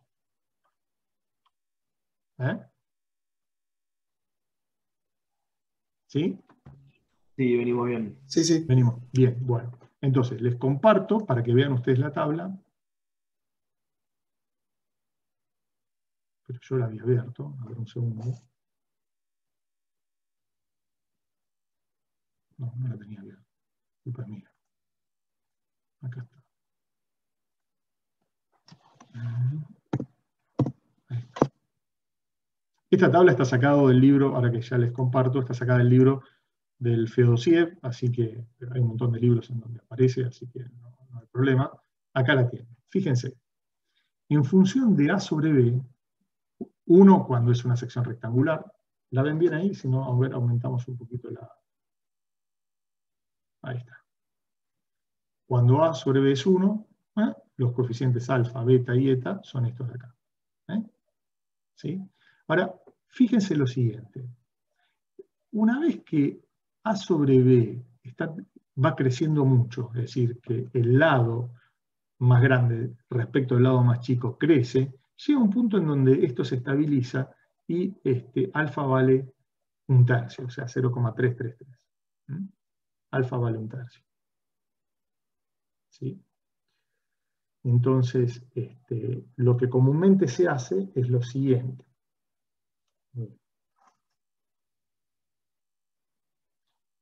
Eso es lo que pasa en los perfiles que son delgados o muy chiquititos. Vuelvo a esto. Fíjense que esto vale 1/3, ¿no? Paro de compartir y ahora les muestro. Si ustedes tienen un perfil doble T, como por ejemplo esto de acá, uno puede suponer que este perfil doble T está compuesto de 3 rectángulos y que cada uno de esos rectángulos va a colaborar en tomar las tensiones. Ahora, fíjense lo siguiente. Fíjense lo siguiente. Tengamos en cuenta lo que les acabo de decir recién. A sobre B, si tiende a infinito, alfa tiende a 1/3. En general, esto se da cuando la longitud dividido el espesor es mayor o igual a 10. Uno tranquilamente puede adoptar que alfa sub i aproximadamente es igual a 1/3. Ahora, ¿qué pasa cuando yo tengo varios rectángulos? No cuando tengo un rectángulo como antes. Fíjense que la expresión era esta, cuando tenía un rectángulo. Pero ¿qué pasa cuando ahora tengo varios rectángulos? Es como que yo tengo que tomar lo que cada rectángulo colabora en tomar ese momento torsor. Es decir, sumar esto de acá varias veces. Fíjense, si yo esa expresión que tenía, tau máximo igual al momento torsor de alfa por A por B al cuadrado, multiplico y divido por B, ¿qué es lo que tengo? Acá, ¿qué me queda? Me queda el momento torsor por B, y acá tengo alfa por A por B al cubo. Pero si A sobre B tiende a infinito, alfa es un tercio. Entonces acá tengo que esto, estado máximo, es igual al momento torsor por B sobre un tercio de A por B al cubo. A esto se lo denomina módulo de torsión. Y se lo escribe de esta manera.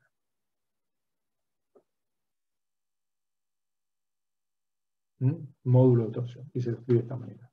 Y cuando tengo un perfil de este tipo, esas tensiones, las tensiones se escriben de esta manera. Tau sub i es igual al momento torsor, que es una función de x, dividido un tercio de la sumatoria de los L sub i por los T sub i al cubo, desde i igual 1 hasta n, en función de la cantidad de rectángulos que tengo, por el espesor en el cual estoy calculando esa tensión.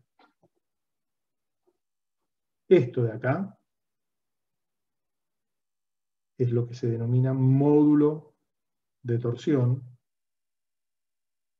y ustedes lo van a ver como I sub t o J sub t. ¿Entendido? Y entonces el tau máximo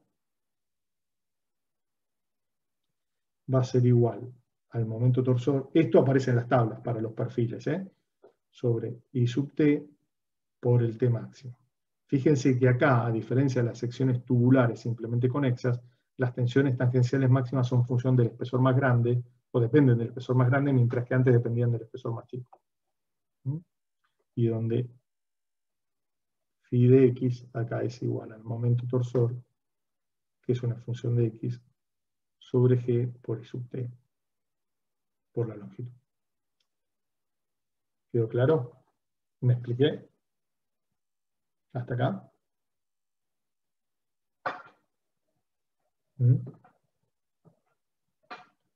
¿Y cómo es esa distribución para una sección, un perfil abierto cualquiera? Que les voy a dibujar ahora. ¿Me expliqué hasta acá, chicos?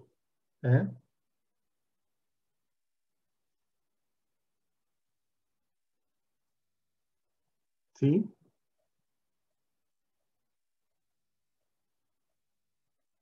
¿Se me quedaron dormidos?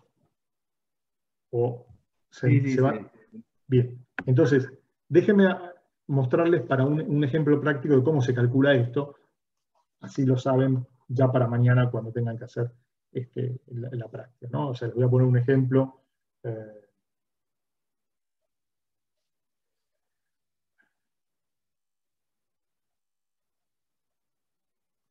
Vamos a ponerlo acá.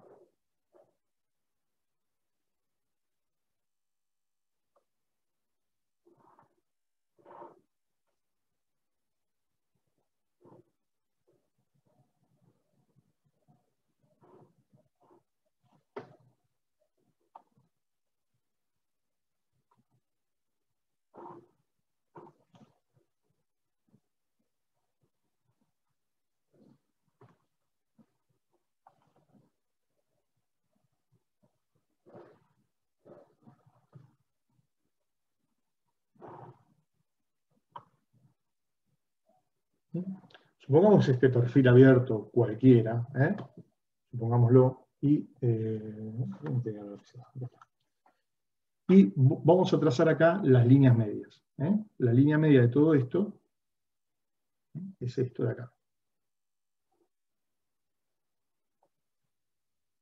De cada lado, de cada rectángulo componente. Este está compuesto por 1, 2, 3, 4 rectángulos. Por lo tanto, fíjense que yo acá tengo, esta es la longitud de este rectángulo, se trabaja sobre las líneas medias, este es L1, este que va de acá hasta acá es L4,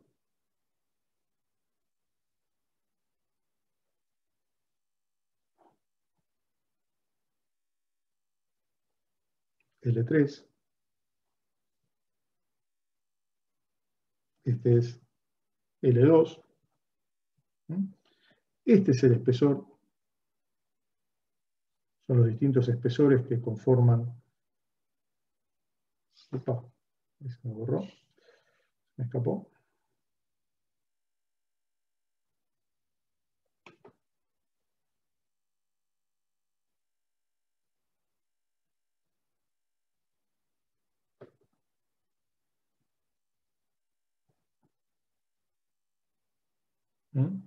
Entonces, si yo tengo acá un momento torsor positivo,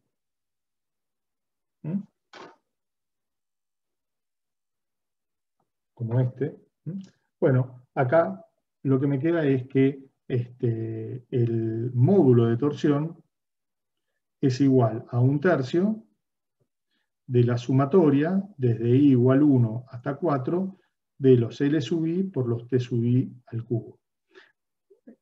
Particularmente, en este caso, va a ser igual a 1/3 de L1 por T1 al cubo más L2 por T2 al cubo más L3 por T3 al cubo más L4 por T4 al cubo. ¿Quedó claro? ¿Y cómo es la distribución acá dentro de un perfil como este de las tensiones? Fíjense, voy a volver ¿dónde lo tengo? Acá.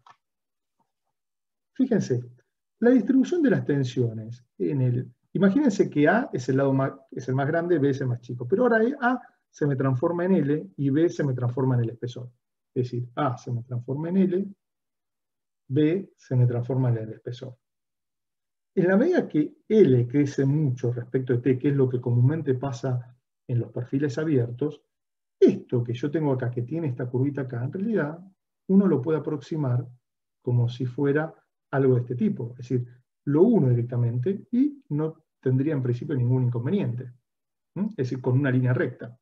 Y esa es lo que terminamos asumiendo que es la ley de variación dentro del propio espesor de una sección rectangular de espesor muy chiquitito. Es decir, que fíjense que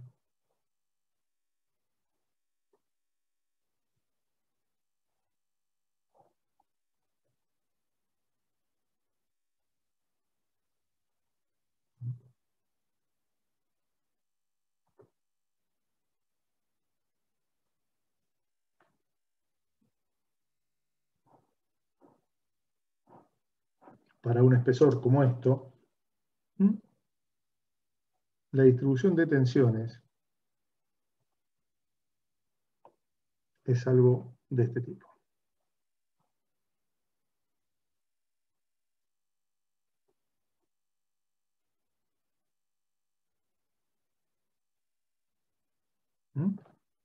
¿Sí? Es algo de este tipo. Con lo cual, en cada uno de estos tramitos, en definitiva, es algo así. Fíjense que todas van acompañando, en definitiva, el sentido de giro de esto. Esto va así y así. Esto va así y así. Esto va así y así. Y esto va así y así. Fíjense que todos estos provocan este momentito, esto provoca este momentito, este provoca este momento y esto provoca este momento también. ¿Me expliqué, chicos? ¿Me expliqué?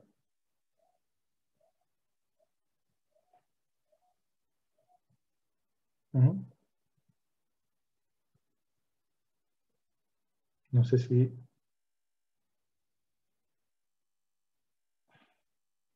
esto les quedó claro.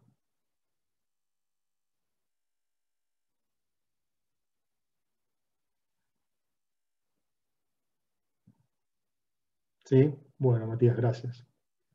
Tengan en cuenta bien cómo ¿Cuáles son las expresiones? Acá lo más importante de todo esto, que todo el mundo se equivoca, es que confunde qué teoría tiene que aplicar con cada una de las secciones.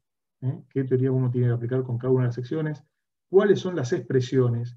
Y cuáles son las tensiones, o cómo son la forma de las tensiones en cada una de ellas.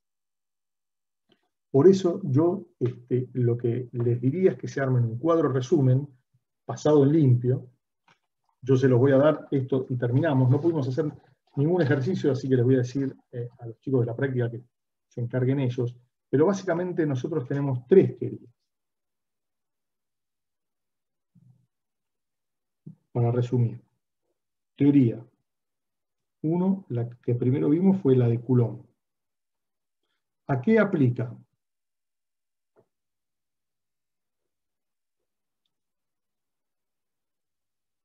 Secciones circulares, macizas y huecas. ¿Cómo son? Lo hago rápido para la distribución de tensiones en un lado y en el otro. Bueno, todo para momento positivo, ¿no? Lo estoy haciendo. La distribución de tensiones es algo así.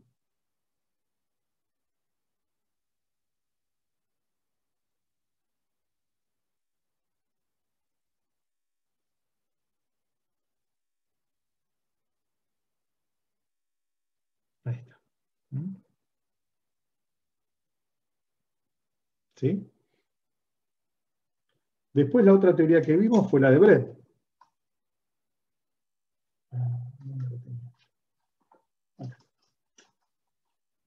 La otra teoría que vimos fue la de Brett.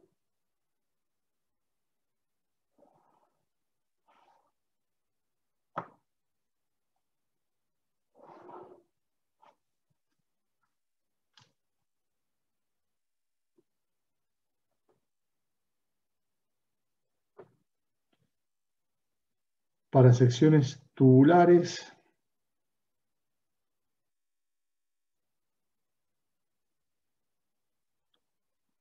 simplemente conexas de pequeño espesor. ¿Sí? Entonces uno acá tendría, por ejemplo, para una sección tubular, rectangular, por ejemplo, o una sección circular de pequeño espesor.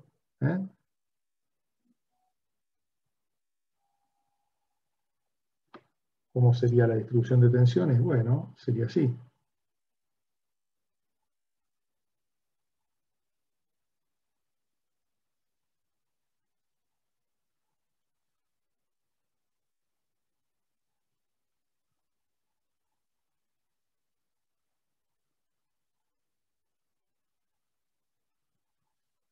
Fíjense que acá es constante, tal como lo estuvimos viendo. Y la otra que nos quedaba es para los perfiles abiertos.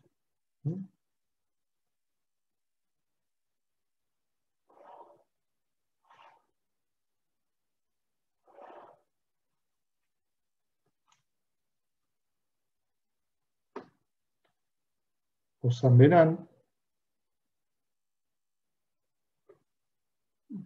Vamos a ponerle perfiles abiertos.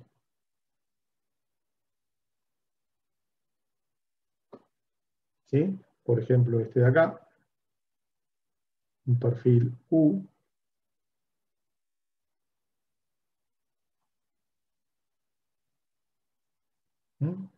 Entonces, la distribución de tensión es así, lineal. Fíjense que varían dentro del propio espesor. Tiene un sentido en uno y tiene un sentido en otro.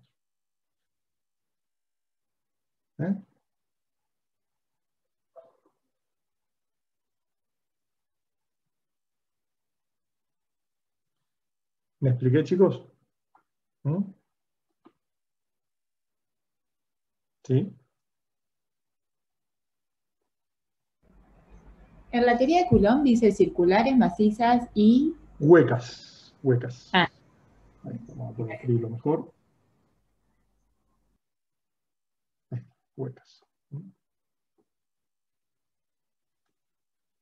Bien, así que bueno, esto es todo con torsión. No pudimos hacer ningún ejercicio, pero bueno, van a ser mañana y pasado en la práctica seguramente. Y bueno, en base a eso, sí quedó algo que a ellos les quedó por ver. En todo caso, el lunes que viene, perdón, hacemos algún ejercicio, aunque sea. Lo que sí es importante, yo les voy a pedir que hagan uno en donde se toman una sección circular, una hueca y una abierta, que tengan la misma área transversal, es decir, que la sección transversal tenga el mismo área, y se aplica el mismo momento torsor. Y ver cuál de todas las secciones que vimos es la más eficaz. Van a ver que las más eficaces son las secciones circulares. ¿Mm? Son las secciones circulares, y dentro de las circulares las huecas. Y bueno, probablemente alguna de estas también sea medianamente eficaz comparada con... Que estas, las abiertas, son muy poco eficaces. Prácticamente los perfiles abiertos tienen una resistencia muy baja a la torsión, o prácticamente nula. Entonces, cuando ustedes tengan que ver o vean, por ahí ustedes no lo van a diseñar, pero supónganse que vean que alguien está poniendo un elemento estructural abierto para trabajar con solicitaciones por torsión muy altas. Ustedes dense cuenta, mira, hay algo que alguien se está equivocando, porque las secciones abiertas no son utilizadas cuando están solicitados fundamentalmente a torsión. ¿Estamos de acuerdo? No son muy aptas, son muy poco eficientes y realmente implican un consumo terrible de material, y por eso nadie las utiliza. Y utiliza o tubos rectangulares o secciones circulares abiertas. ¿Entendido? Bueno, ¿me expliqué, chicos, con esto? Eso es un poquito por ahí, más allá de la práctica que nosotros hagamos y todos los conceptos grandes que ustedes tienen que llevarse de cada uno de los temas de la materia. Es decir, ustedes no se van a poner a diseñar ni a fabricar una estructura, ni a calcularla. Pero sí, por lo menos, tener ideas globales de, bueno, cuáles secciones son las más convenientes para cada tipo de solicitación, qué es lo más recomendable, saber que si ustedes están pidiendo algo como gerente de producción o gerente de planta en alguna empresa, y no venga alguien y les venda gato por liebre, como comúnmente se dice. ¿Entendido? Entonces se venga y le diga, no, poner una sección abierta que va a funcionar. Las secciones abiertas para torsión funcionan bárbaro. No funcionan bárbaro para nada. Funcionan bárbaro siempre y cuando uno la pueda arriostrar un montón. Eso se lo voy a explicar la semana que viene como un comentario adicional para que ustedes lo vean. Pero si ustedes ponen una sección abierta de este tipo, la torsión prácticamente no funciona. Para que realmente funcione hay que hacer un proceso que se llama arriostramiento, que se lo voy a explicar la semana que viene para no extenderme ya más de lo que les había prometido de hacer una clase de 1 hora y media, ahora digamos 3/4, que ya estamos en 2 horas. Bueno, ¿me expliqué, chicos, con todo lo que hablamos? ¿Alguna duda, algo que no se haya entendido?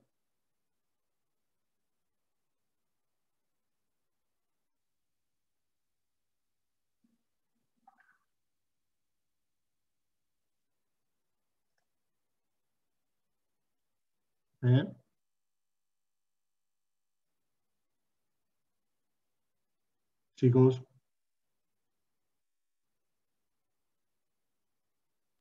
No, por mi parte no. bueno.